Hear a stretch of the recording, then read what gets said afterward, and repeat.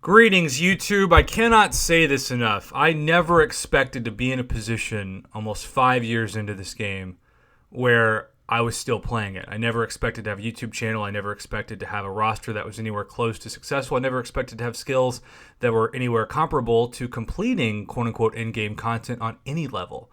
It was almost 3 years ago that I flew to Oregon to see Mr. Prof Box, my identical twin, in the summer of 2017, and I told myself on the plane that even though the app was on my phone, that when I flew back home from Oregon to Oklahoma, that the app would be deleted. I even told my brother all about my plan. I used the word retirement, which he made fun of me so bad for that, because that's a word that's supposed to be reserved for people who do full decades of service or the military or professional athletes. It's not supposed to be reserved for some stupid mobile game. But anybody out there who knows the word retirement in MCOC knows it's because you spend so much time on this game. I spent, when I wasn't teaching and I wasn't grading and I wasn't volunteering or at church or something, I spent most of my free time just playing this game. Sometimes for more hours on the weekends than I did teach on a typical weekday. And so I told him that I was going to do one more crystal opening, and I'd even spent 15,000 5-star shards that May on the featured 5-star crystal of Howard the Duck. Not because I thought he was OP, because I thought he looked cool. I didn't think he'd ever come back as a 5-star, and his special 2 looked OP, though it definitely wasn't OP. He definitely still was Howard the Suck. And so I recorded, I think it was either 4 or 5. This was a huge last opening for me for Stark Spidey. I was going to put the YouTube video as private or enlisted, but on a whim, I just thought, okay, let's put it on public and see how much hate this gets. And it didn't get a lot of hate. I mean, it got some hate, of course, but somebody from Denmark commented that they liked the video, and even though my audio was terrible, and I'm sure my personality wasn't exactly the best on the video, that they kind of encouraged me to keep going. And so I flew back thinking, I'll give this YouTube thing a try. I'll maybe upload a video a week and hopefully someday have like 100 subscribers, but it probably won't take off or anything. And I'd only spent at that point about $500 on the game in 2 years, which is still a lot of money.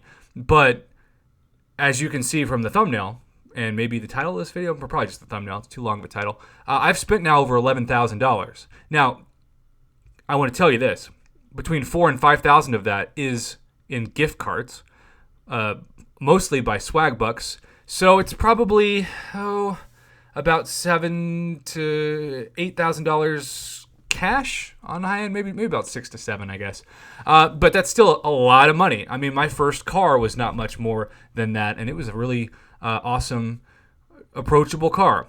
But I went on YouTube from having maybe a roster of 200,000, 300,000 to now having a roster that is above 1.7 million. In fact, it's almost 1.8 million. It's 1.769468, and a bunch of 565s. And hopefully, when I do the next one of these in about 6 months, I'll have at least one, if not multiple, rank 3 6-stars, because I will have maybe completed at least one full run of Act 6 and one full completion run of The Abyss. But regardless, I just want to say that it is completely crazy that my channel has been successful. I think I told ILAC once that every day I wake up, I kind of expect YouTube to be done, or my career on YouTube to be done, or just this all has felt like a dream. And every day it still feels like a dream. It's the greatest dream of my life, but it still doesn't feel real. And once I learned that a channel like mine could make any money, I thought, well, wouldn't it be the greatest thing ever to just make enough to break even on my in-game purchases? And I've done much better than that. So, this is a testament to the community and how much you all have supported me through my ups and downs. And now well over 3,000 videos later. I can't even say that with a straight face. It's just such a big number. But I do want to point out that when I first started playing this game, 6 months, your roster would look different, but not that different. I mean, you might have, in the 6-month period, gained a few more rank 4 4-stars. If you're lucky, maybe your first rank 5, I should say, 4-star. Maybe a couple of low-end rank 1 5-stars. But the game has progressed so much, and this is definitely a good thing, that the 6-month difference between now, for me even, and 6 months ago is crazy different from the 6 stars that I've opened, certainly the most significant being Dr. Doom, to the 565s finally hunting and succeeding in hunting Warlock. It's just crazy. And the opposite can be true. I've known people who've reached out to me who've said, Prof, it's nice to see you still do offer reviews. I left the game for about 6 months to tend to some personal business. Mystic came back. I had a roster when I left 6 months ago that I thought was, near the top of where it should be. And now I feel like I'm really behind because that's how much the game has evolved. Think about how much the Glory Store has improved, especially for those of you uncollected and above. Think about all the daily offers that are now frequent. It used to be like a couple times a month. Now it's definitely multiple times a week. The early access bundles. Think about the Alliance Quest update to rewards, the Alliance War update to rewards, the update to the login monthly calendar, the improvement in monthly daily cards. I mean, the list goes on and on, not to mention the arena improvements. So you can do so much on an account now. And we have seen so many great content creators out there who have opened up a free-to-play account and in like a week done more than they did in their first 2 years of playing the game.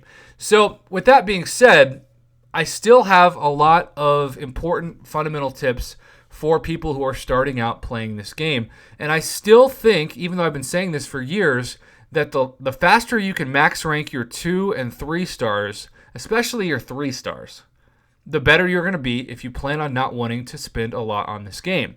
And even though I recognize that $11,000 is a lot of money, I still also recognize that there are a lot of people out there, from YouTubers to, of course, whales, who've probably spent that with a 0 on it and then maybe 2 or 3 or 4 times that amount. Who knows? I keep hearing people tell me that they believe that the very, very top of this game, the people on the global leaderboard, have spent over $1 million on this game. And I guess I shouldn't be surprised, but that just breaks my mind, and it's hard for me to wrap around the idea that that is possible. But somebody's got to be keeping the lights on at Kabam, right?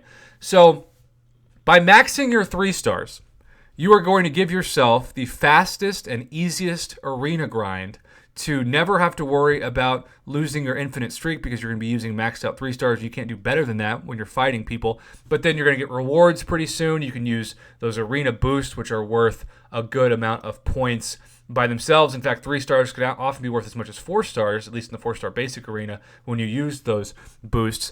And then on top of that, there just aren't that many milestones to get. You go to 640,000 in the 3-star arena and you're done. 4 stars, I still find myself every once in a while taking a 4-star at least to rank 4. I took Omega Red to rank 5 just because I thought it'd be fun. But rarely do I use my 4 stars in the 5-star featured arena unless I'm in a crunch and really just have to use like a guaranteed triple threat of like Scarlet Witch and OG Vision and Age of Ultron Vision, which is my favorite arena team to use to get out of a jam, to get out of an infinite streak jam, or a death match jam, I should say. But I need to be doing a video at some point soon too about how, and some of you have seen this the hard way, that rank 3 5 stars are the new rank 2 5 stars in the 5-star featured arena, because of course the algorithm is shifting for the deathmatch trigger, and what was safe even 2 or 3 weeks ago is not safe now.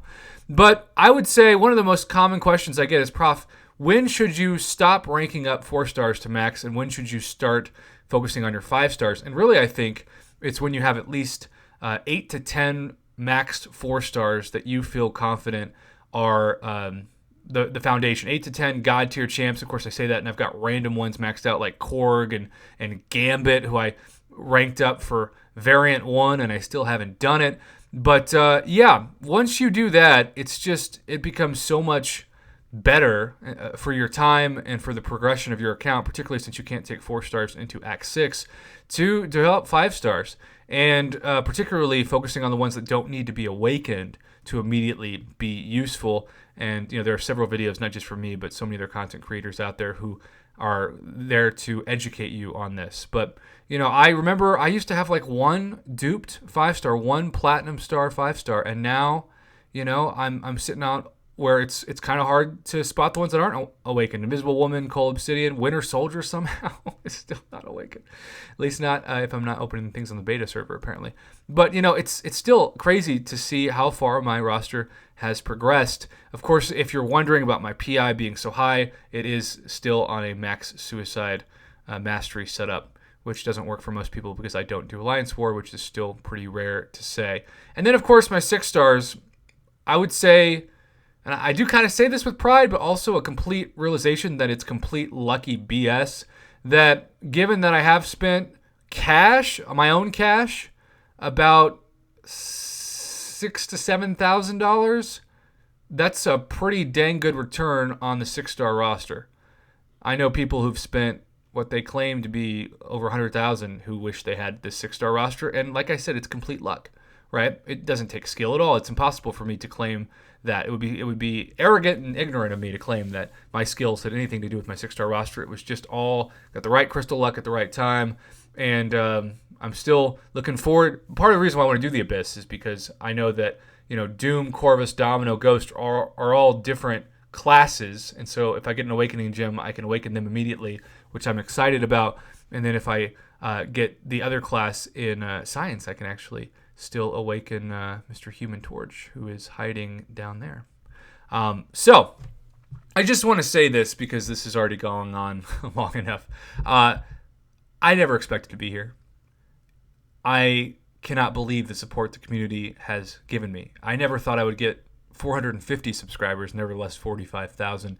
And in addition to that, just the kind words and the support that people give me on a daily basis really does make my day. And I know if you've been following my channel for a while, or even maybe in the last month when I talked about it on my birthday, I still struggle from time to time with some depression issues, but I am heavens levels above where I was when I almost quit this game about 3 years ago. And it's 100% because of the community. It's 100% because of the kindness and generosity of so many people who click on my videos, who, even if you don't subscribe, heck, even if you hate my channel, you might still watch, right? You might feel like it's a guilty pleasure. And I had a student once that told me that their favorite thing about my teaching was that whenever I opened my mouth, I instantly made them feel better about themselves. So even though it's very harsh to tell a professor that, and it's sort of like a mic drop moment, if I do that for you, if I make you feel better about your luck or your fighting skills, or even your ability to not make publicly embarrassing mistakes on a public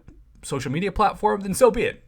But in the end, I just pray that I've helped at least one person a day, because every time I upload a video, every time I respond to a message, I just feel blessed to be able to do what I'm doing and let my channel be a reminder to you out there, especially in the quarantine times that we're in. If you click on this video 6 months from now, I hope that you can remember that we used to be in quarantine times, and that feels like it's a distant memory because we have returned to quote-unquote normalcy. But at this stage, the world is locked down, and so I just have to say that it's more important than ever to feel like you're needed and appreciated, and so many of you do that for me every day, and words are not enough to thank you. So have a great rest of your day wherever you clicked on this, however you clicked on this. Thank you for clicking on this, and thank you for supporting my channel. And I've been on YouTube for almost 3 years, and I've been playing this game for almost 5 years, so it's crazy to say that out loud, and yet I'm so thankful. I stuck with it. I did not delete the app. I didn't make that YouTube video private or unlisted. My life would be so different now. And here's cheers to hoping that maybe I get another 4.5 or 5 years on YouTube for this game. If not, I've had a great run, but until next time, YouTube, have a good one.